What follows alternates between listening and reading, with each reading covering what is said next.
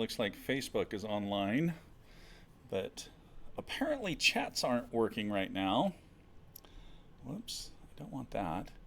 Jay Colley, how you doing, bud? Oh, I got a pop-up saying that there was a problem with Facebook chats that they were working on. Larry Bennett from John Day. Scott, good evening. Look at that. Looks like everything's online. We will bring Instagram online. Kelly Ford, I am not late. I said 7:45 tonight because I had a lesson. All right, Instagram's online now.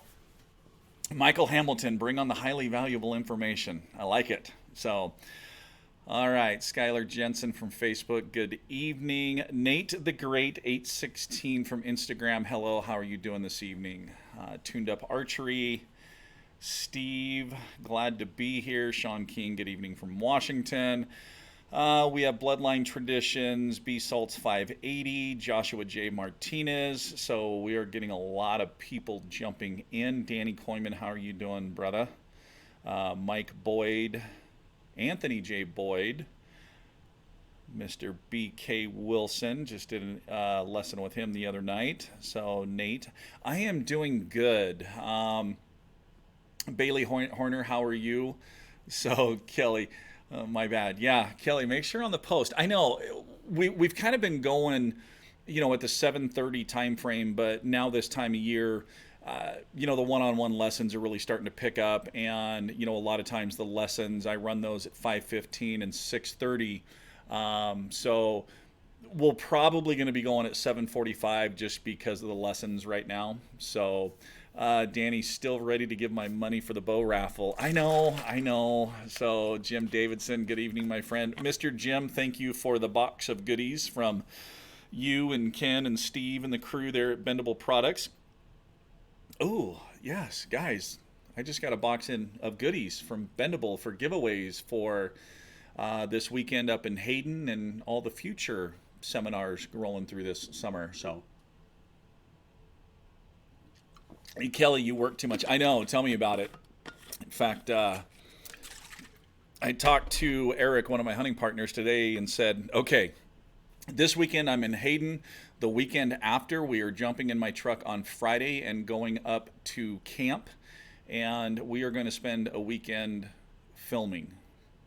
Tons and tons of filming. Danny, shoot the Tri-X yet? No, I have not. So, Raymore 421, welcome. Jim Davidson, our pleasure. You guys are awesome. So, Matthew Flowers. So, okay, we'll just kind of give it another minute or two, and then we'll get going.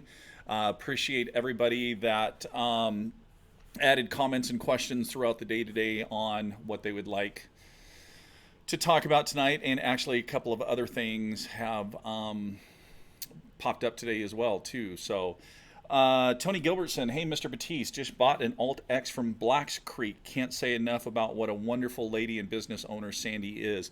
Yes, Sandy is incredible to work with at Blacks Creek. Really, cares. And it's really cool to walk in there and see all those packs being made right there. She really prides herself on making sure that you are 100% happy, with your pack, and really goes the extra mile. Blacks Creek really has tremendous customer service. So downstream, I just got my reed case from them. Very handy. Yes, it's pretty exciting. Chris Perta getting excited for the Hayden seminar. I am too. I'm not looking forward to the 7.5-hour drive to get up there, but yes, I will be on the road early Friday morning. Being there, Friday evening sometime. But yes, I am definitely looking forward to the seminar in Hayden. It's going to be a lot of fun. So, Sammy, good evening. Michael Merrill. Sammy, is Colorado good to hunt? And about to go this October with my dad. Colorado is a great state to hunt. There is a lot of good opportunity, a lot of good public ground, good numbers of elk. So I've only hunted Colorado one time archery, but I did hunt a couple of different places and just had a ball. Beautiful scenery.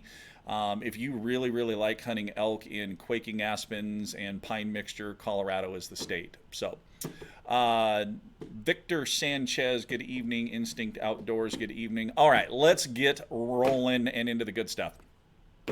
Hello, everybody. My name is Michael Batiste from the Elk Calling Academy, and this is Wapiti Wednesday Q&A. If this is your first time joining us tonight, thank you for tuning in. We are glad that you are here and honored that you would jump in. So if this is your first time, the way Wapiti Wednesday works is we typically start with a discussion or a topic. And tonight we are going to talk about cow bugles. We're going to talk about elk scents, and we also have a couple of questions from members that have, commented throughout the day. Also, if this is your first time here or you're just enjoying the content, make sure that you like, subscribe, or follow, depending on which platform you're on, and make sure that you turn on notifications as well, so that way you're notified every time we go live moving forward. And also, as we're rolling along, whatever platform you're on, feel free to put your questions into the comments in the chats, and we'll do our best to cover those. So, Mr. Jack Keithley, hello. Scott, no, Idaho draws are not out yet. So, okay. So first thing we're going to talk about is elk scents. I posted a picture today of both on Instagram and on the Facebook page of the hot on the trail scents. They look like deodorant sticks, and that's really what I use. And the ones that I posted today in the white containers, those are synthetic. Reason that's important is there are 12 states that have basically outlawed using real pee in the attractant scent, so companies are having to go to a synthetic. And Mark at Hot on the Trail has both synthetic and real urine, so depending on which state you're in, make sure you check your hunting regs and really double check that. But the way I use those is like I said, they look just like a deodorant stick, and I use those a couple of different ways. He has different scents available. He has a bull blend, which the bull blend I will use those a lot of times if there's a bull that is rubbing in an area, because what bulls will do is right in front of their eye they have a preorbital gland that they will open up, and they will rub that gland on that tree while they're raking or rubbing on that tree to get their scent on it. And bulls are kind of territorial. So if I go into an area and there's an active bull that is working, and maybe I didn't get him fired up that day or he just didn't want to play, I will go along all those trees that he's rubbing on, and I will take this bull blend from Hot and I will rub that bull blend. So I'm putting a different bull's scent on those trees. And I'll tell you what, I've come back into areas before, and that bull will come and check his rub line basically, and I've seen it to where he has worked over a tree so bad because he was so ticked off that he snapped it in half. And he's usually hanging out close because he wants to find this intruder that's coming into his area and dropping his scent in there. It's worked really effective to automatically raise the aggression level on that bull. Now, other scents that they have is they also have a cow and estrus. So obviously I will use that kind of as a scent drag. I'll put it on bushes. Now, here's the thing to remember when you're doing these. Think about what elevation you're putting these in. We talk about it all the time. Be aware of your surroundings. So obviously, if you're using cow in heat urine, you don't want to be putting that 6 feet up the ground on a tree, because I don't know how many cows pee 6 feet off the ground on a tree. So think about what they might be, urinating on and that type of stuff. So it has that realism. And that's how I'll use that cow and estrus. Other scents he also has is kind of a Elk Serenity. And Elk Serenity is more like a bedding area. It's kind of a calming scent. Elk have been in there bedding. I don't use that one too much. Primarily the two I really use are the bull elk and the estrus. And he also does just have a straight cow. So So that's really kind of how I use, those scents. The bull scent, I'll tell you, is really, really effective, um, in kind of getting those territorial bulls fired up even more to defend their territory. Especially if you have a bull that has a herd that doesn't have a lot of satellite bulls hanging around, you can really make him think that another bull has moved into his area and is there to kind of challenge him for his cows. Now, just because you've done that doesn't mean that, as soon as you make contact with that bull, that you go ultra aggressive with him. You still want to build it up. You still want to start small and build that aggression and let it all rise. And if you take your time and work that the right way, you will get a bull that will get to the point that he's not going to hang up. He is basically, when he starts coming your way, he's going to come all the way to where you're making that sound from. So, okay, so that's just a little example, and I'll do a training video, out in the field with the scents, so you can actually see me using those. So, Michael Merrill, if you're bored on August 17th, you are welcome to join me on my Utah. Okay, nice. Limited entry elk hunt, 400-inch bulls are there. I don't know what I have on the docket yet for August. There's talk about me possibly going over to Oregon and hunting some Roosevelts. So at this point right now, it's kind of up in the air. So Kevin Core, how you doing? Papa Rad, welcome. So okay, the next thing is I got tagged on a video today that was posted in the Elk Addicts page, and it is basically it's a cow bugle. And reading through the comments,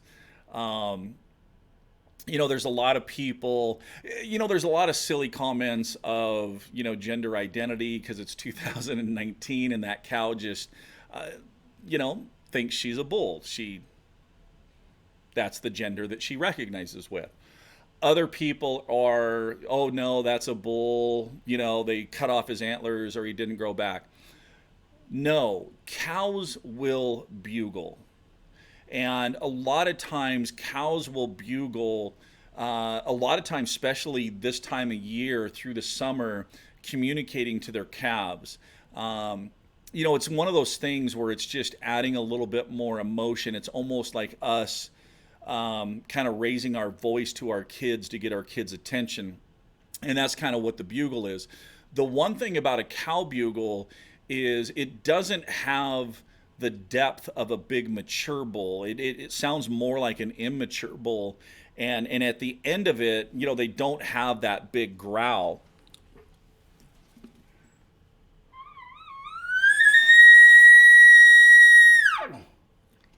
It almost just kind of finishes it off more kind of along the lines of a end of a mew type with that cow bugle. So cows will most definitely bugle.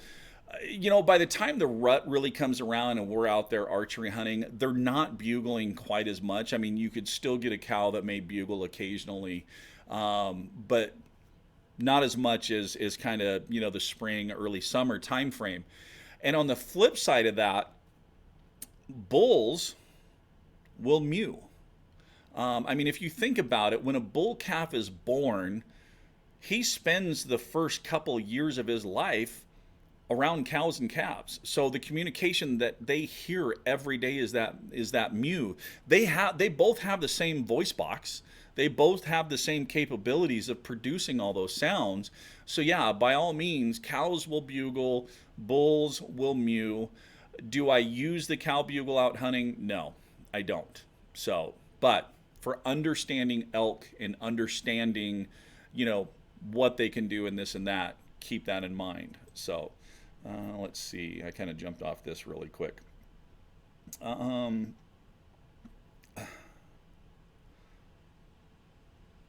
Ben, how you doing, bud?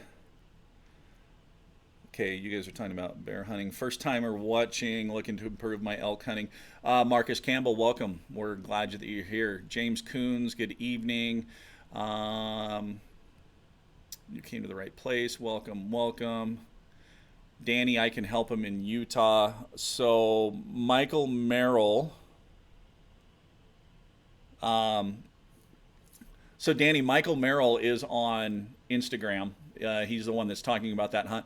Michael, Danny is a accomplished caller. He does compete in the World Championships. I've heard him up on stage. He actually would most certainly be able to help you out on that hunt. You would have a good quality caller there with you. So, Jake Anderson, how we doing? Scott, what's Elk Addicts? I like it. So, okay, one time I heard nonstop mewing. So, yeah, the nonstop mewing, James, that's, really,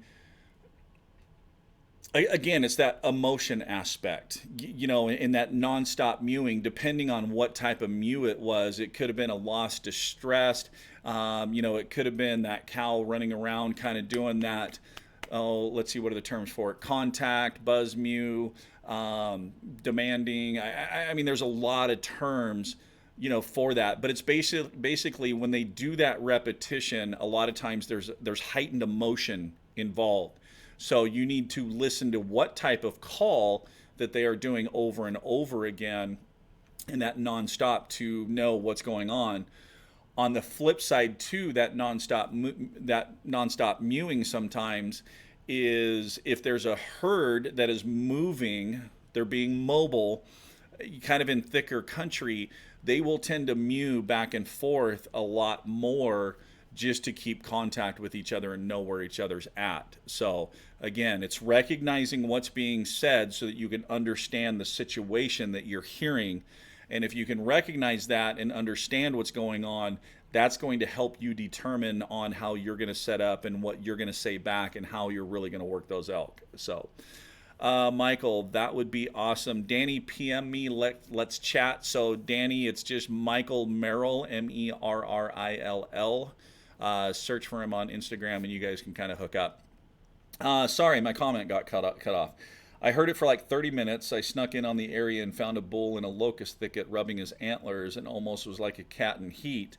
It was a 350 plus bull. He was going crazy. Yeah, I mean, they can do all kinds of different vocalizations. And like I said, with the bull having that ability to mew, and that's the thing that we've talked about a lot of times. A lot of these lower audible sounds, we're so clued in when we're out there that all we're listening for is bugles, that a lot of times we don't even focus in on a lot of these lower sounds, and we're not sure, kind of what's going on. So bugle me this. Last season I heard a frustrated whine, then the bull bugled. What does that whine mean? Got frustrated whine from Chris Rowe. No, so the frustrated whine is exactly that. It's a frustrated, elk. A lot of times you'll hear it on the cows when, they are frustrated. Prime example. So you brought up Chris Rowe, that video that he has of cow bugles, barks, and more. If you really watch that elk right there is separated from the herd.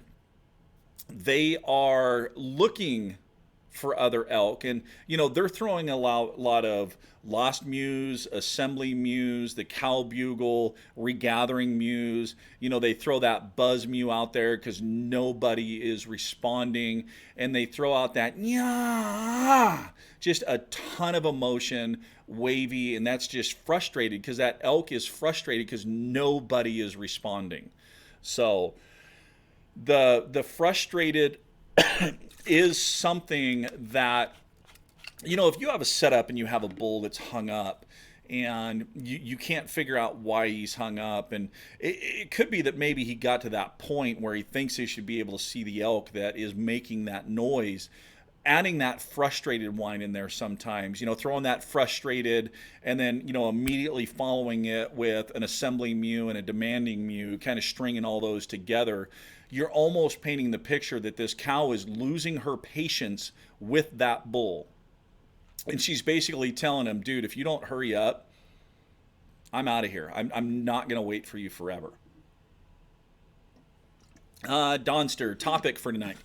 So we started out talking about some scents from Hot on the Trail scents, and how I use those. And then we also talked about the cow bugle and how cows will actually bugle. And now we're just kind of going into, some of the questions that people have thrown in.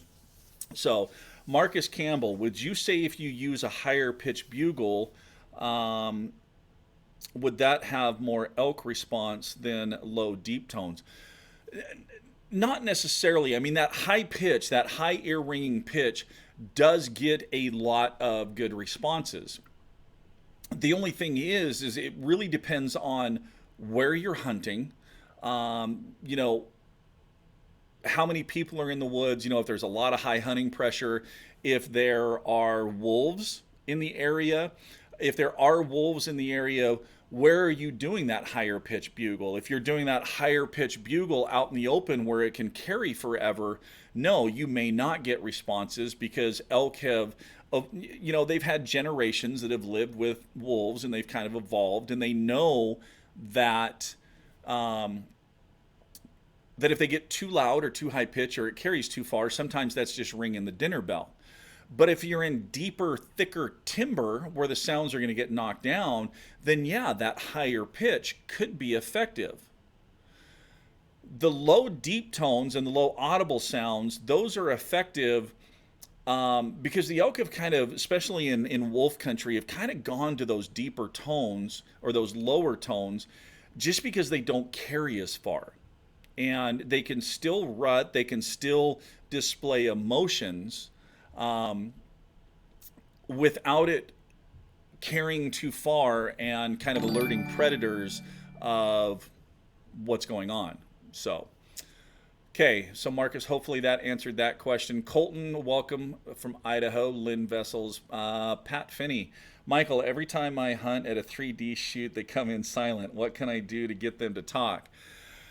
All the 3D shoots I've been at too, the elk are pretty tight-lipped. I really haven't gotten any to respond. So I think your best bet on that one, Pat, is going to be kind of a spot and stalk type. Just make sure the wind's kind of in your favor, though, when you stalk on that 3D elk. So I like it. Jay, can you do the call you're talking about? Oh, that frustrated?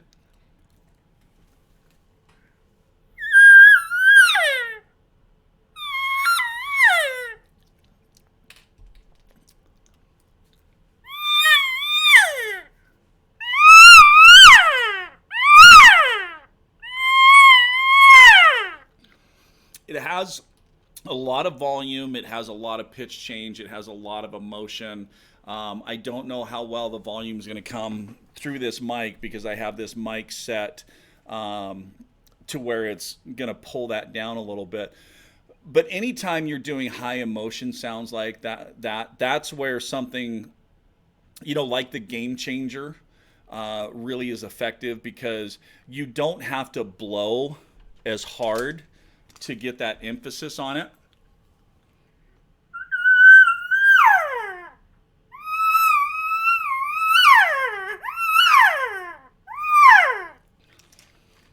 So the frustrated also is not something that they're going to do over and over and over and over again. They're going to mix that in once in a while. Like I said, I have used it a couple of times. I don't use it that often out hunting. So just it's just like some of those other really, really emotional calls that you can do too much. So less is more a lot. In fact, what I did demonstrating there is a lot more than what I would do. I would usually just throw in one or two in the middle. But honestly, most of the time when I have a bull hung up, I'm going to figure out why he's hung up, and then I'm going to reposition my setup and re-engage him. So, thoughts on using scent wafers to mask scent? I've used them in the past, but honestly, the thing that I found is anytime I started putting scent wafers or anything like that on me, I was smelling more of that scent to cover my scent, and it kind of interfered with my ability to actually smell and locate elk and know that they're there. Um, Me personally, I want to be able to smell the elk. And again, I'm more along the lines of using the wind to my advantage and keeping the wind in my favor. So if you always go with that rule with the wind, you will never, well, I'm not going to say never, odd things happen, but the likelihood of you getting winded is dramatically less. I mean, you always have those that sneak in from a different direction or this or that that you didn't even know were there. But the scent is your friend, or I mean, the wind is your friend. So use that wind in your favor in your setups. And then, like I said too, you got the wind in your favor. If something is coming in, you have that ability to, um, you know, smell that elk, and you don't have to worry, oh, am I really smelling anything, or what's going on, because you're not smelling any cover scents or anything like that. So, but I do have friends also that wholeheartedly believe in scent wafers. I just personally don't. So in from Arizona, can't wait for September 13th. Jay, do you use that call when a bull won't come in? No, like I said, sometimes I will, but that frustrated is just something that can get overused. If you are going to do it, only do it once or twice. And honestly, a majority of the time, I'm going to do it on an open reed, because an open reed has, even more volume. Because that's basically what you're doing is conveying that heightened emotion on it. So, Danny, scent wafers give me headaches. Yeah, they most certainly can. So, thinking about competing this weekend in Montana State elk calling competition. Any advice on the bark into bugle type call? The bark to bugle is a great call. It's highly effective, whether you bark bugle or bark chuckle, whatever combination. I actually do include a bark chuckle in my bull vocalizations when I'm competing, just because it's a natural sound. It's something that happens out there. So gutter growl works best for me when hung up. It can. I mean, there's different sounds that you can do when they're hung up. That's like I said. I'm more interested in knowing why he's hung up. What's causing him to hang up? What do I need to change about our setup, or what do I need to change to get him to come that extra way? That's why, taking that little bit of extra time when you're setting up can really make the difference on where that bull hangs up to look for the cow, or the elk that's making the sound. So, all right. So one of the questions that we had from Facebook today was from David, and he wants to know how to not overthink your hunt. He says, when preparing for a hunt, I overthink everything from hunting pressure to my shooting to my calling. Also, the areas that I've scouted. He says, I feel that I overthink it and stress so much that what should I be enjoying becomes stressful. So the thing with overthinking the hunt, and it's kind of easy to do because you get so focused on your hunt, and it could be that you're in your area, you're covering a lot of ground, you're not hearing any bugles, you're getting frustrated, so you really start analyzing everything. Does my calling suck? Am I doing this wrong? Is there too many people? And you really start analyzing all this stuff. But here's the thing to remember with all this is you could be out there elk hunting and flat out getting kicked in the teeth and having just the toughest time. And in a matter of 10-15 minutes, everything can change. You could have a bull all of a sudden light up and you get engaged, or you're just kind of half-heartedly going through a calling routine, and all of a sudden one comes trotting in, and then all of a sudden it just turned into the best day ever that you had in the elk woods. typically what I will do on that point is really start paying attention to everything around me, the sights, the sounds, the smells, the flowers. I'll start joking with my hunting partners to give humor to, lighten up the mood. Just do things to get out of your head and get out of that thought process. As far as, the shooting goes, if you practice all year long, especially throughout the summer, and you go through that routine where in your mind you have a step process, everything that you're doing. I mean, yeah, you're going to have good days shooting and you're going to have bad days. There's just going to be days that you're just not on. And honestly, if I'm in the backyard and I'm having a day that is just not really working that great, I will just stop shooting, because otherwise I'm going to get in my head. I'm going to start changing things and this and that. Just put it away. But when you're out there hunting, David, just really focus on what's around you. Take in the beauty of the mountains, take in the sounds of the birds. I mean, just take a minute to stop and enjoy everything around you, and that will kind of help your mindset, and that'll kind of turn it off a little bit so that you're not focusing so hard on things with the hunt. Because it seems like we really start overthinking when things aren't going perfectly, when things aren't going great. It's maybe we struggled, maybe we blew a setup on a bull, something happened, and all of a sudden negative Nancy. Just recognize the fact that you are out there, you're enjoying nature, and you're having fun.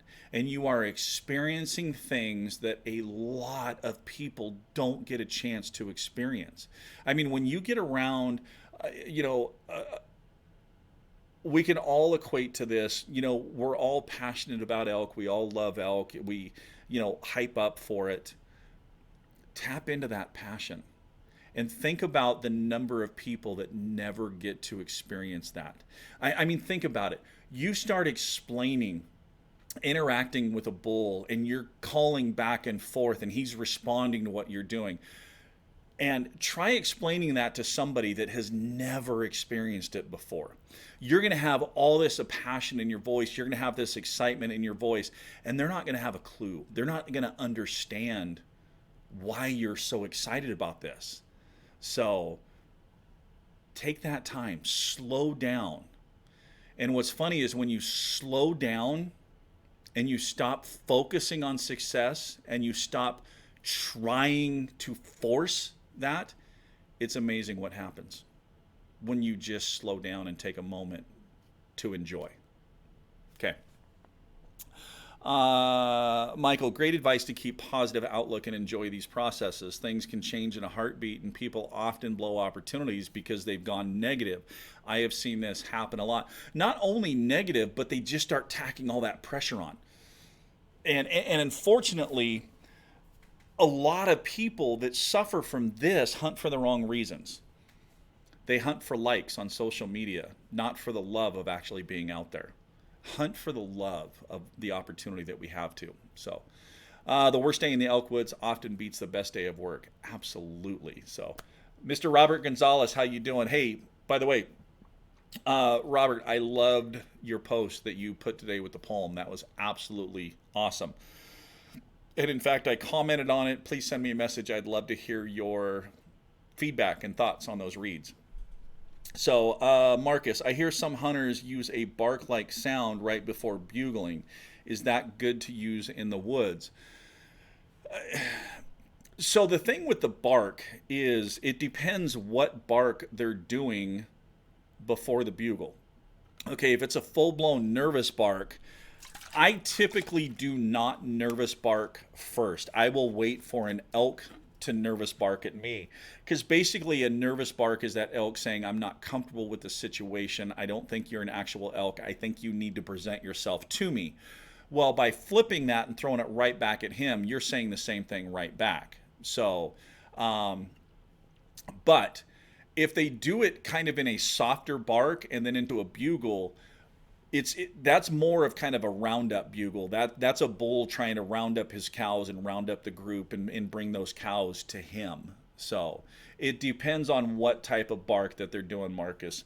But no, it's not necessarily a bad thing. In fact, when an elk will bark at me and I'm barking back, I'm going to add elk sounds after that bark sometimes to add realism. So they may bark, I'll bark, they bark again, I may bark, do a mew or two. They bark, I may bark, go into some chuckles, or bark and do a little bugle. It just adds realism and elk sounds into that and is highly effective at calming that elk down. So, wow, is it September yet? This gets me fired up. In a way, I wish it was September, but also in a way, Danny, I don't, because I am not ready at all. I tried to go for a little run the other night, and that was absolutely horrible. So I think I'm going to have to figure out more kind of hit training to get my cardio in right now. So David, perfect answer. Thank you. You bet. Hold on, guys. I got a sneeze coming on me. Thank you. Excuse me. Nicholas Curry, I talk more about the encounters that I have than the kills. Absolutely. And the encounters, those are the important things, because those encounters, we really enjoy those encounters and those interactions. Some of my greatest encounters did not result in punch tags. And those are some of the best stories that I love telling. So BK Wilson, is a good rule of thumb to copycat the bull's calls? Yeah, mimicking him is effective. And honestly, when you're working that breeding sequence and you have that bull engaged and he's broken that barrier that we talked about, you want to kind of match his intensity. So kind of mimicking what he's doing. By doing that and matching his intensity and matching his calls, you never have to worry about going too aggressive and intimidating that bull and push him off. So just remember, good rule of thumb, match his intensity or just barely slightly above. Don't go full tilt. If he's down here and you're up here, the chances of you intimidating that bull and pushing that bull off are pretty high. But if you're down here matching, he's going to feel more confident, and he actually is more apt to raise his aggression level anymore. So do you have any video tutorials on barking? Is that part of your membership? So yeah, I did a video on the nervous bark. I can't remember if it's on the YouTube channel, but yeah, I do talk about the bark and sounds as part of the instructional videos on the Patreon membership page as part of the tutorials in the calling aspect of it. So my favorite trick to find elk is to take a nap in the mountains. I wake up too late to get a shot. Seems like never fails. Jack's exactly right. Mountain naps are the best, and yeah, it can happen. I've had it happen a few times where I've been napping on the mountain and have had elk come strolling into us. So, in fact, one year I had fallen asleep and I was snoring on the mountain. I have sleep apnea, so if I don't have my mouthpiece in when I'm napping on the mountain, I can snore like a angry old bear. And my hunting partners had grabbed an open reed cow call, and they were mewing. They were cow calling over my snoring just to kind of hide. And I actually woke up because we had about 3 or 4 bulls that were all of a sudden descending down on us that were just screaming and bugling. I said it was because of my snoring. My hunting partner says it was because he cow calls. We still debate that one to this day on who's actually right and who's wrong. So I count my season in encounters, not the kill. Steve, that is exactly right. So the encounters that we have year in year, and that whole level of success, what is the definition of success? That's going to vary from person to person.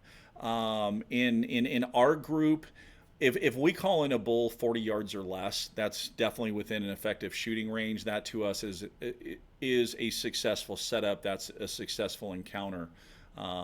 But some people may not see it that way. It's just what you feel the definition of success is. Big Skinny, what's your best advice for someone new to cow calling and bugling?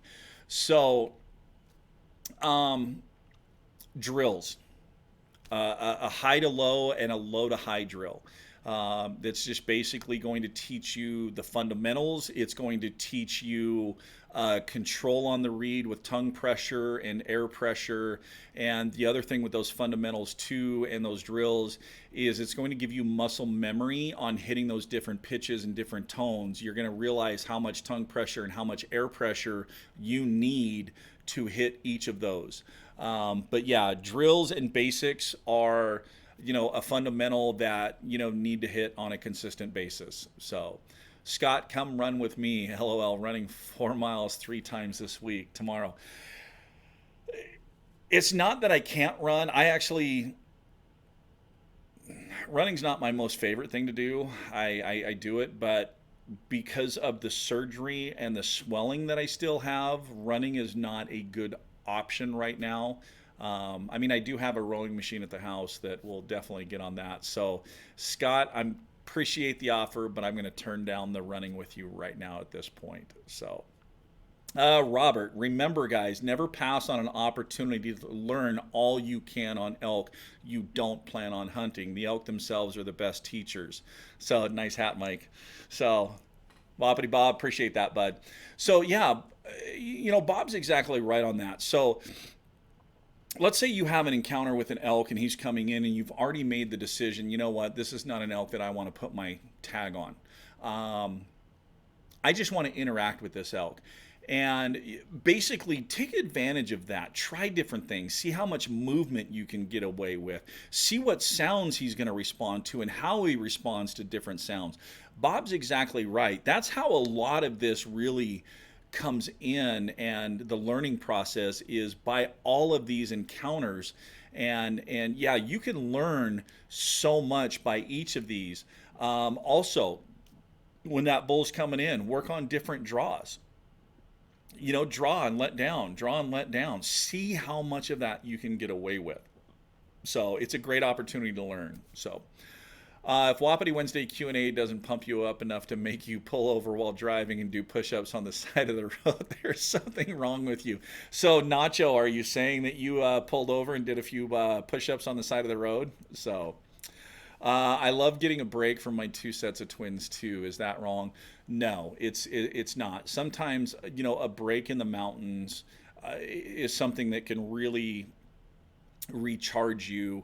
And you start missing your kids, you start missing your wife, you start missing your family, that you come home and you have a little bit extra passion and a little bit more enjoyment, and maybe you pay just a little bit more attention to them. So no, it's not necessarily a bad thing. Now, if you're out there for 6 weeks or whatever and you're not missing them or something, that could be wrong right there. So signed up for a half marathon last Saturday. That is July 6th. I need to train. Ooh, half marathon. Good for you. So the stock archery, crazy question. Do cows water separately from the bulls? I have a water hole, only cows hit. Normal.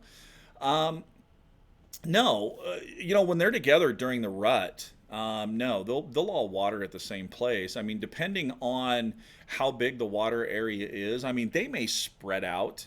And you may, the bull may only come up and drink on the very edge while the cows run all the way into it, or vice versa. You can see different things like that.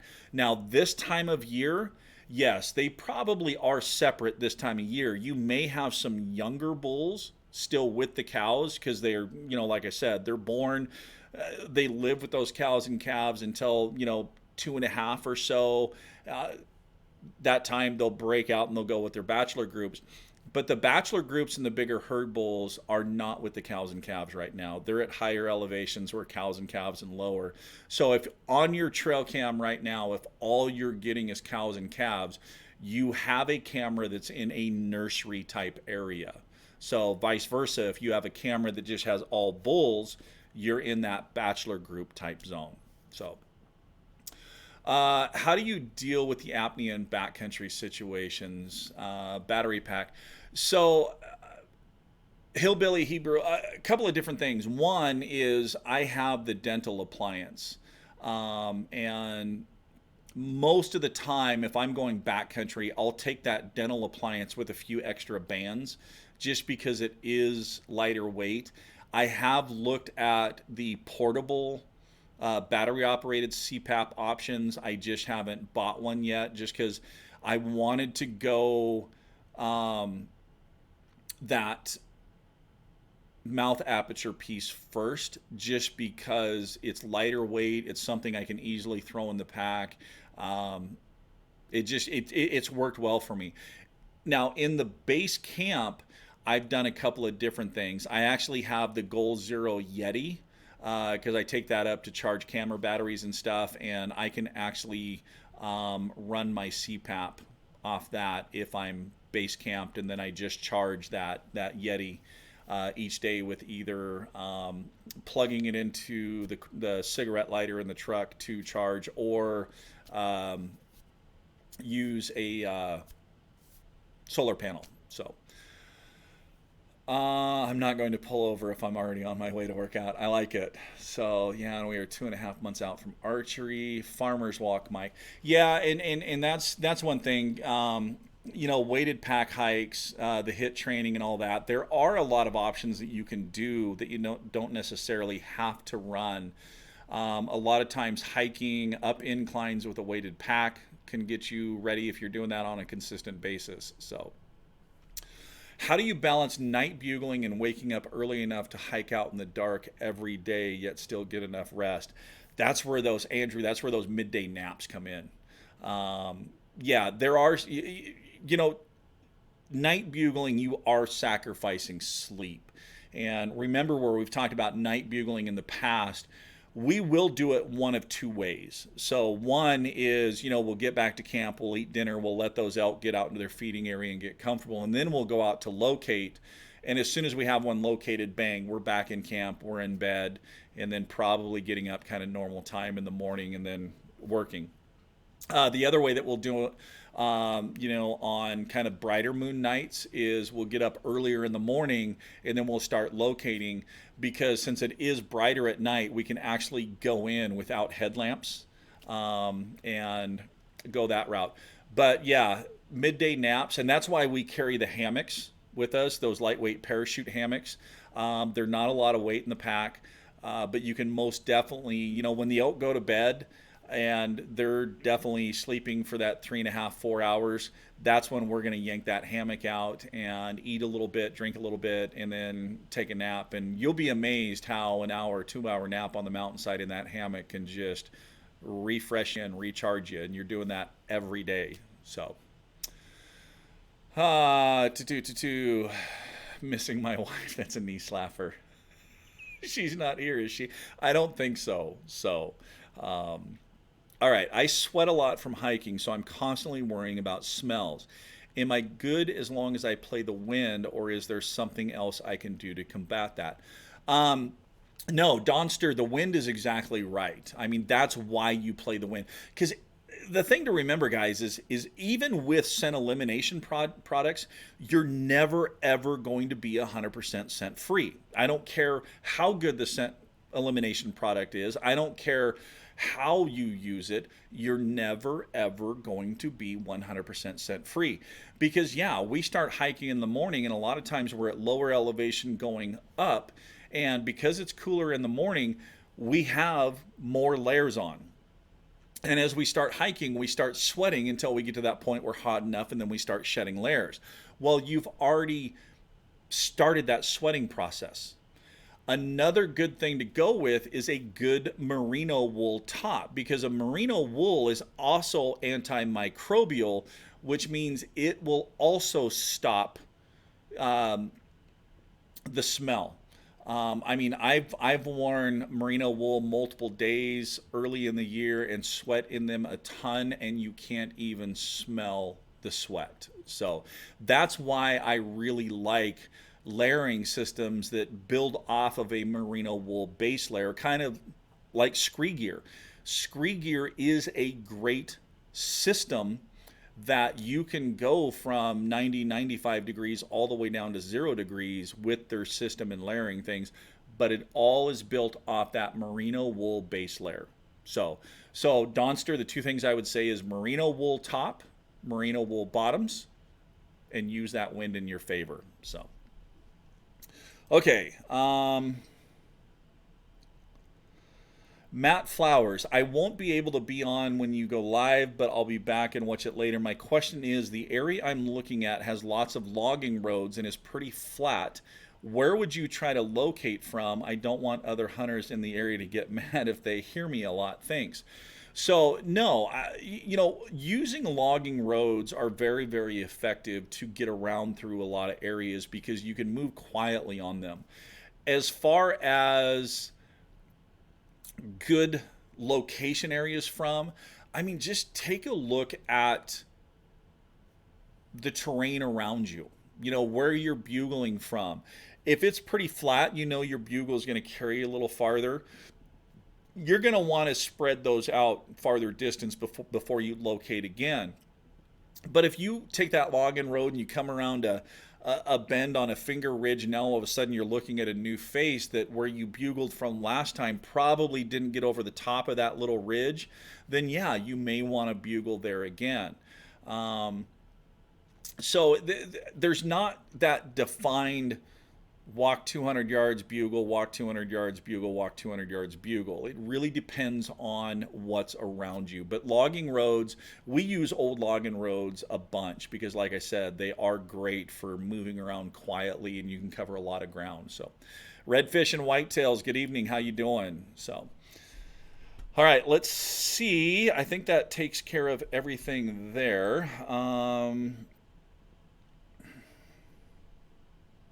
All right, on Instagram, what does good elk land area geographically look like on hunting GPS app look like? Example, Onyx, etc. It really depends on the areas that you're looking for. I mean, when I'm looking for a new area, the few things that I'm looking for on the map is that northeastern facing dark timber, cooler side of the mountain, bedding area. A big thing that I look for a lot too is benches. If I can find benches on those northeastern facing slope areas that are about a third of the way from or a third of the way from the top. So if you go up on the mountain on the face and here's this bench and it's on that upper third, especially if it's in that northeastern facing, that's definitely an area that I'm going to really be interested in checking out and looking at.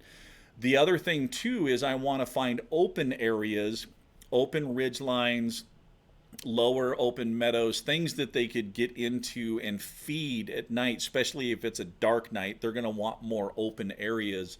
But I usually start with the bedding area first and then work backwards from there. Okay, I found my bedding area. Where's the nearest water? And then I'm going to start looking for those open feeding areas as too. And then once I have all of those, then I'm going to start looking at topography for saddles, for natural funnels that they could use as travel corridors. And then I'm just going to kind of start plugging all those dots in. Now, the one thing is you can drop those on the map. You can find locations when you're doing your e-scouting. But what's really going to tell the difference is once you actually get out there and start getting boots on the ground and paying attention to the actual sign that you're seeing. And then some of those too, once you start getting into fresh signs, start following it. See where it's going. See, connect all those dots, connect all those pieces. And you may find a few travel corridors yourself by doing that. That's going to help you move around as well. So. Michael Hamilton, when I decided to finally start working out, I seriously overdid it with a 12.8 mile bike ride wearing my pack with about 30 pounds. Really need to scale it back to begin with. Yes, when you start, okay, start slow. So you guys have heard me talk about HIIT training quite a bit, which is high intensity interval training. A good way to start with HIIT training is 30 seconds of intense exercise with 30 seconds of rest. But pay attention to your body, okay? So if you do that 30 seconds, so say I'm doing just self-weighted body squats for 30 seconds, if that 30-second rest period, if my heart rate does not come back down enough, then extend that rest period out. Get that heart rate back down before you go into your next 30-second burst. But do that, and then eventually you'll work it up to where maybe you're doing 45 seconds or a minute of high intensity with, you know, maybe now you're in good enough shape that a 15 to 20 second break in between before you go to the next. And that's where the HIIT training is cool, because you could do a high intensity, really good workout that elevates your heart rate, really gets your lungs going, and you know, you're 7 to 12 minutes, 15 minutes, and your workout's done. And these are things that you can do anywhere. You can do them at home, you can do them in the gym, you can do them in your backyard.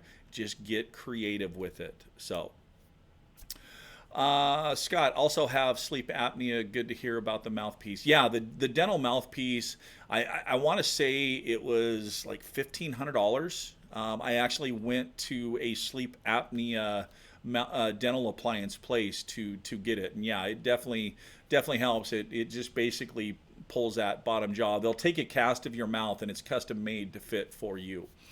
Is it true elk don't see red light? You know, I've tried it on the headlamps. I've tried red, I've tried white, I've tried green, and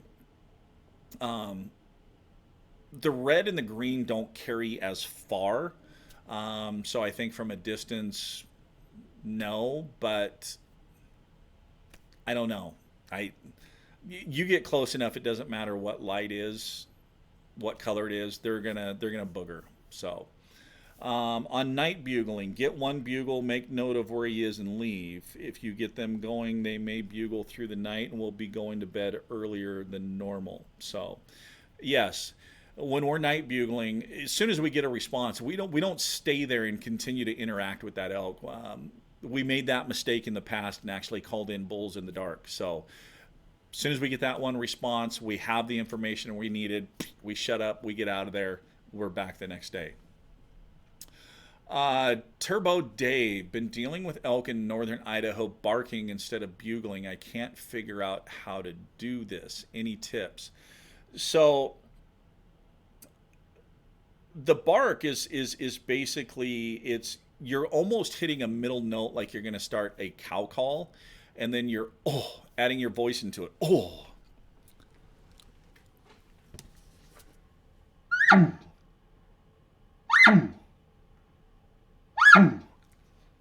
So start slow and break it into two parts. Get the note,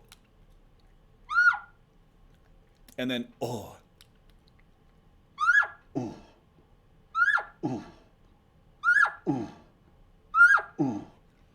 and then once you can consistently do that with both those parts, then combine them together.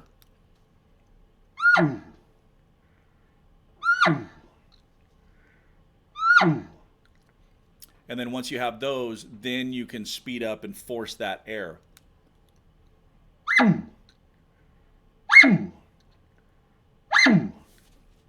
So, but break them into two parts, start slow, then bring the two parts together. So, they've logged the heck out of state land and unit, blah, blah, but it's great access. At first, we were sad-faced, but it hasn't really brought more people in, and access for getting elk out is greatly improved. Is also given something to do with a 95-year-old. So yes, logging is not necessarily a bad thing. You got to understand, when they log, they actually open up the canopy, which allows light to get to the forest floor, which actually in turn creates better vegetation and better feed. So logging is a good thing. It depends on what type of logging they're doing, whether they're thinning or it's a straight on clear cut. So thinning is a great thing. So all right, guys, guess what? The countdown has started, and we've got a ton more cameras. If you're a Patreon member, he discusses a really cool e-scouting tool to use. So, yeah, Jack, I'm glad you guys enjoyed that. That's my #1 tool. So, real quick, see if I can sneak this one in. Do the elk move in the morning because of the sunrise gravitation? Basically, they're moving to their bedding area so that they can get onto those cooler sides of the mountain and in the cooler timber before the heat of the day gets too high. So, All right, guys. 45 seconds remaining. I want to thank each and every one of you for tuning in tonight. Had a great time again. Appreciate all the comments, all the questions as always. So keep calling, keep practicing. Most importantly, though, guys, have fun. And we'll see you guys next week on the next episode of Wapiti Wednesday Q&A, brought to you by Elk Calling Academy. And I look forward to seeing all of you guys this weekend up in Hayden, Idaho for the 4.5 hour elk calling, elk hunting class. So be safe, everybody. We'll see you next week.